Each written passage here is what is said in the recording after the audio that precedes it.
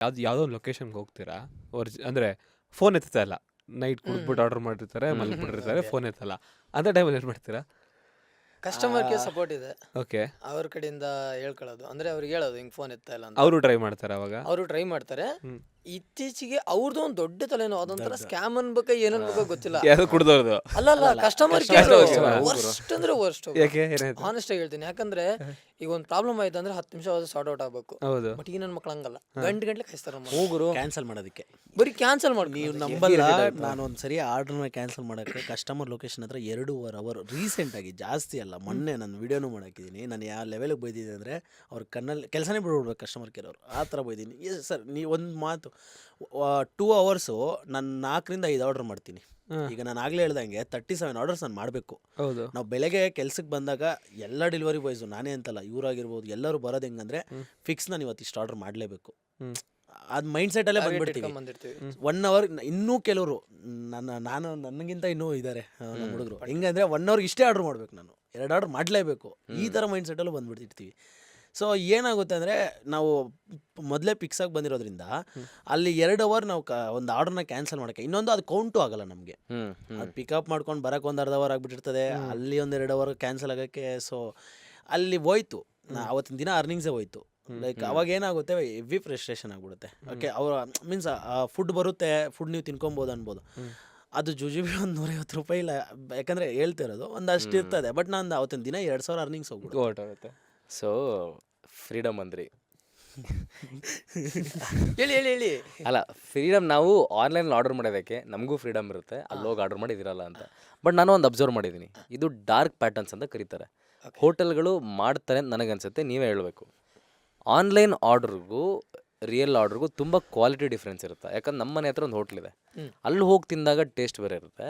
Online ಹೋದಾಗ quantity ಕಡಿಮೆ ಇರುತ್ತೆ, ಕ್ವಾಲಿಟಿ ಕಡಿಮೆ ಇರುತ್ತೆ. ಡೆಲಿವರಿ ಬಾಯ್ಸಾಗಿ ನಿಮ್ಗೆ ಇದು ಎಕ್ಸ್ಪೀರಿಯನ್ಸ್ ಆಗಿದೆ ಅಥವಾ ನಿಮ್ಗೆ ಹಂಗಲ್ಲೇ ಮಾತಾಡ್ಕೊಂಡಿದ್ದೀರಾ ಈ ಥರ? ಇಲ್ಲ, ಮಾತಾಡ್ಕೊಂಡಿರೋದು ಅಂದರೆ ನೀವು ಹೋಟ್ಲದಲ್ವ ನೀವು ಹೇಳ್ತಿರೋದು. ಕರೆಕ್ಟು. ನಾನು ಹೋಟ್ಲಲ್ಲಿ 7 ಇಯರ್ಸ್ ಕೆಲಸ ಮಾಡಿದ್ದೆ. ಅವ್ರ ಚೆಫ್ ಆ್ಯಕ್ಚುಲಿ. ಹೌದಾ? ನನಗೆ ಎಕ್ಸ್ಪೀರಿಯನ್ಸ್ ಸಿಕ್ಕಾಪಟ್ಟಿದೆ. ಒಳ್ಳೊಳ್ಳೆ ಹೋಟ್ಲಲ್ಲಿ ಈ ಥರ ಆಗೋದೇ ಇಲ್ಲ, ಯಾಕಂದ್ರೆ ನಾನು ಕೆಲಸ ಮಾಡೋದೆಲ್ಲ ದೊಡ್ಡ ಹೋಟ್ಲೆ. ಬಟ್ ನಾಗವಾರ ಹತ್ರ ಎಲ್ಲ ಕೆಲವು ಕಿಚನ್ಸ್ಗಳಿದೆ.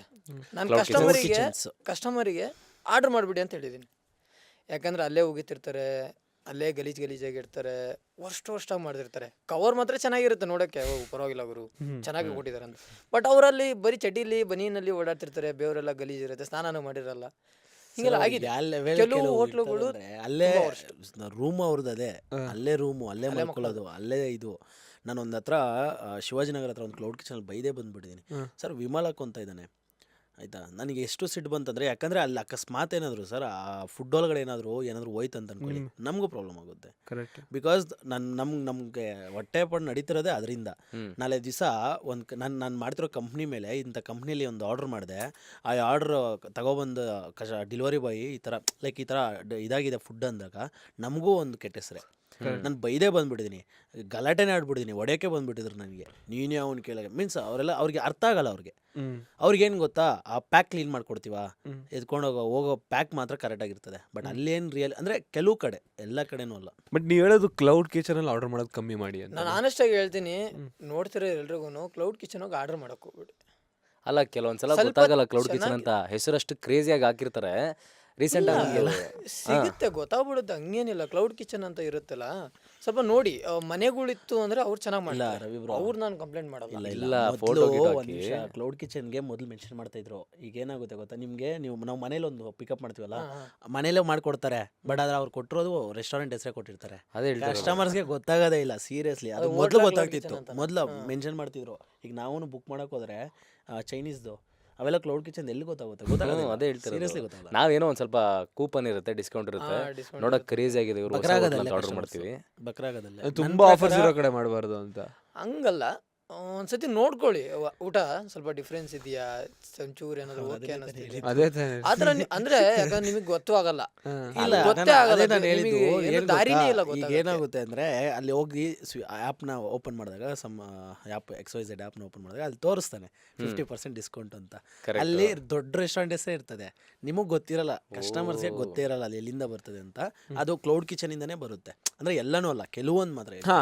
ಇದೆ ಅಂದ್ರೆ ಸುಮಾರು ಮಾಡ್ಕೊಂಡಿದ್ದಾರೆ ಕ್ಲೌಡ್ ಕಿಚನ್ಗಳಿದಾವೆ. ಸರಿ, ಈಗ ಹಿಂಗ್ ಹಿಂಗಾಗ್ಬಿಟ್ಟಿದೆ ಮಾಡಿ. ಅಂದ್ರೆ ಬ್ರೋ ಮನೆಯಲ್ಲೇ ಮಾಡ್ತಾರೆ. ಮನೆಯಲ್ಲೇ ಈಗ ಲೈಕ್ ಹೌಸ್ ವೈಫ್ಸ್ ಎಲ್ಲ ಮನೆಯಲ್ಲೇ ಮಾಡ್ತಾರೆ. ಬಟ್ ನಾನೇ ಅವ್ರ ರೆಸ್ಟೋರೆಂಟ್ ಹೆಸರುಗಳು ನೋಡ್ಬಿಟ್ರೆ ಯಪ್ಪ ಏನು ಇಷ್ಟು ದೊಡ್ಡ ಹೆಸರುಗಳು ಅಂತ, ಅಲ್ಲಿ ಹೋಗಿ ನೋಡಿದ್ರೆ ಮನೆ ಆ ಬೋರ್ಡು ಹಾಕಿರಲ್ಲ ಅಲ್ಲಿ.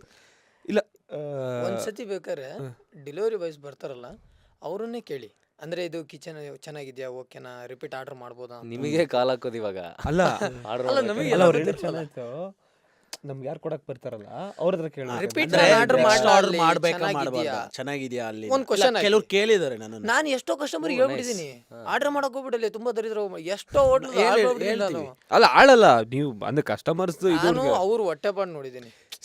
ಒಳ್ಳೆ ಊಟ ಹೋದ್ರೆ ನಾವು ಖುಷಿಯಾಗಿ ಹೇಳೋಣ. ಹೌದು ಈ ನನ್ ಮಕ್ಳು ಇಷ್ಟು ಕಚಡವಾಗಿ ಮಾಡ್ಕೊಡ್ತಾರ ಅಂದ್ರೆ ಅವ್ರ ಹೊಟ್ಟೆಗೆ ಯಾಕೆ ತುಂಬ್ಸೋಣ? ಕರೆಕ್ಟ್. ಪಾಪ ಅವ್ರು ದುಡ್ಡು ಕೊಟ್ಟಿರ್ತಾರೆ ಪುಷ್ಕಟಿ ಅಂತಾರ. ಹೌದೌದು ಹೌದಾ? ಹೌದು. ನಾವು ಅಲ್ಗ ಅಷ್ಟು ಕಷ್ಟಪಟ್ಟಿರ್ತೀವಿ. ಈ ನನ್ ಮಕ್ಳು ನಮಗೂ ಕಾಯಿಸೋದಲ್ದೆ ಕಸ್ಟಮರ್ಗೂ ಸರಿಯಾಗಿ ಊಟ ಕೊಡಲ್ಲ, ಸರಿಯಾಗಿ ಫುಡ್ ಕೊಡಲ್ಲ. ಅಲ್ಲ ಫುಡ್ ಆರ್ಡರ್ ಚೆನ್ನಾಗಿರುತ್ತೆ, ಮಾಡಕ್ ನೆಕ್ಸ್ಟ್ ಹೋಗ್ಬೇಡಿ, ಕಸ್ಟಮರ್ ಹಾಳಾಗೋದು ಫುಡ್ ಬುಕ್ ಮಾಡೋದು. Correct.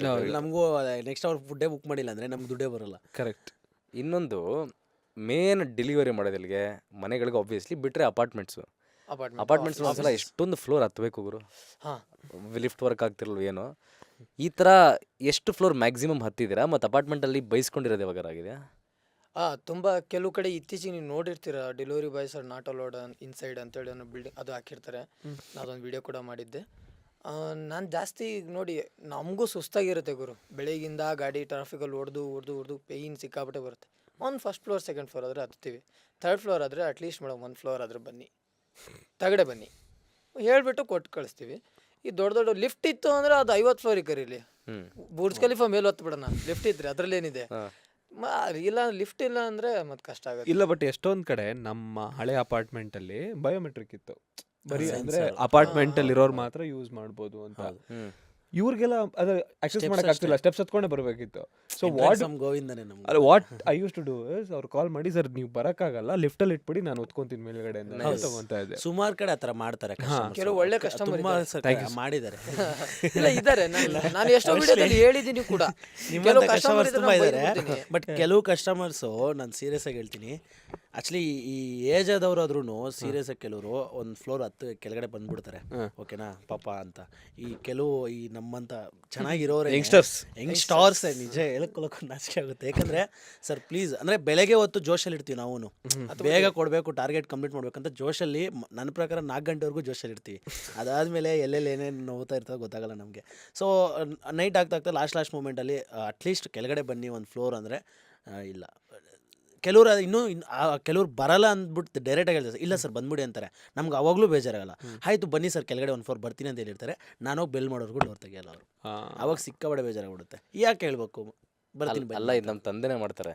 ನಾನು ಫಸ್ಟ್ ಫ್ಲೋರಲ್ಲಿ ಇರೋದು, ನಾವು ನಿಮ್ಮ ಥರ ಅಪಾರ್ಟ್ಮೆಂಟಲ್ಲಿ ಒತ್ತೋಣ ಅಂತ. ಬಟ್ ಇಲ್ಲ, ಅಪಾರ್ಟ್ಮೆಂಟ್ ನಮ್ದು ಏನು ಮಾಡೋಕ್ಕಲ್ಲ. ಶುದ್ಧ ಮನೆ ಇದೆ. ಆಯ್ತು, ಬ್ಲ್ಯಾಕ್ ಮನಿ, ಇನ್ಕಮ್ ಟ್ಯಾಕ್ಸ್. ಗುರು ಫಸ್ಟ್ ಫ್ಲೋರಲ್ಲಿ ಇರೋದು ಗುರು. ನಾನೇ ಕೆಳಗಡೆ ಬರೋಕ್ಕಾಗ್ದು ಏನು ಮಾಡ್ತೀನಿ, ಒಂದು ಸಿಸ್ಟಮ್ ಮಾಡಿದ್ದೀನಿ. ಇದನ್ನ ಹಗ್ಗಕ್ಕೆ ಕಳಿಸ್ತೀನಿ. ಅದು ನಮ್ಮ ಡ್ಯಾಡಿ ಬೈತಾರೆ, ಪಾಪ ಹೋಗು ಕೆಳಗಡೆ, ಯಾಕೆ ಆ ಥರ ಎಲ್ಲ ಗೋಳಿಕೋಯ್ತೀಯ ಅಂತ. ಸೊ ನೀವು ಹೇಳಿದ್ ಕರೆಕ್ಟ್, ನಮ್ಮಂಥ ನವ ಯುವಕರು ಇವಾಗ ಹೋಗಿ ಬರಲ್ಲ. ಹಾಂ, ಸೊ ಇಲ್ಲ ಇದು ಚೆನ್ನಾಗಿದೆ, ಹಿಂಗೂ ಬಿಡ್ಬೋದು ಬೇಕಿತ್ತು. ಅದು ಹಳೆ ಸಿಸ್ಟಮ್. ಮುಂಚೆ ಹಾಲ್ ತಗೊಳಕ್ಕೆ ಬಿಡ್ತಾ ಇದ್ರು ಅದನ್ನ. ಬೆಂಗಳೂರು ಆಂಟೀಸ್ ಎಲ್ಲ ಹಂಗೆ ಮಾಡ್ತಾರೆ, ಲೇಡೀಸ್ ಎಲ್ಲ. ಯಾಕಂದ್ರೆ ಅವ್ರು ಬರಲ್ಲ, ಸೊ ಅವರೆಲ್ಲ ಹಂಗೆ ಮಾಡ್ತಾರೆ, ಹಗ್ಗ ಬಿಡ್ಬಿಡ್ತಾರೆ. ನಮ್ಗೆ ಅದು ಬೆಸ್ಟ್, ಏನೋ ಒಟ್ಟಿಗೆ ಹೆಲ್ಪ್ ಆಗುತ್ತೆ. ಅದಾದ್ರೂ ಬೆಸ್ಟ್ ನಮ್ಗೆ ಮಾಡ್ಬಿಡ್ಬೋದು. ಬಟ್ ಹತ್ಕೊಂಡು ಹೋಗೋದು ಹಿಂಸೆ. ಸಮ್ ಟೈಮ್ ಹೆಂಗ್ ಅನ್ಸ್ಬಿಡ್ತಂದ್ರೆ ನಾವೇ ಹಗ್ಗ ತಗೊಂಡೋಗಿ ಕೊಟ್ಟು ಬಂದ್ಬಿಡೋಣ ಅನ್ಸುತ್ತೆ. ಸರ್ ಪ್ಲೀಸ್ ನೆಕ್ಸ್ಟ್ ಟೈಮ್ ಬರೋ ಡೆಲಿವರಿ ಬಾಯ್ಗೆ ಹಗ್ಗ ಬಿಡ್ಬಿಡಿ ಅಂತ. ಯಾಕಂದ್ರೆ ನಮ್ಗೆ ಕಷ್ಟ ಆಗಿರುತ್ತಲ್ಲ. ಈಗ ನೆಕ್ಸ್ಟ್ ಆರ್ಡರ್ ಮಾಡಿದಾಗ ಬೇರೆ ಡೆಲಿವರಿ ಬಾಯ್ ಬಂದಾಗ್ಲೂ ಅವನು ಅದೇ ನೋವು ಪಡ್ತಾನೆ. ಅದಕ್ಕೆ ನಾವೇ ಒಂದು ಹಗ್ಗ ಕೊಟ್ಬಿಡೋಣ ಸರ್ ನೆಕ್ಸ್ಟ್ ಟೈಮ್ ಬಿಡ್ಬಿಡಿ ಅಂತ ಅನ್ಸುತ್ತೆ. ಬಟ್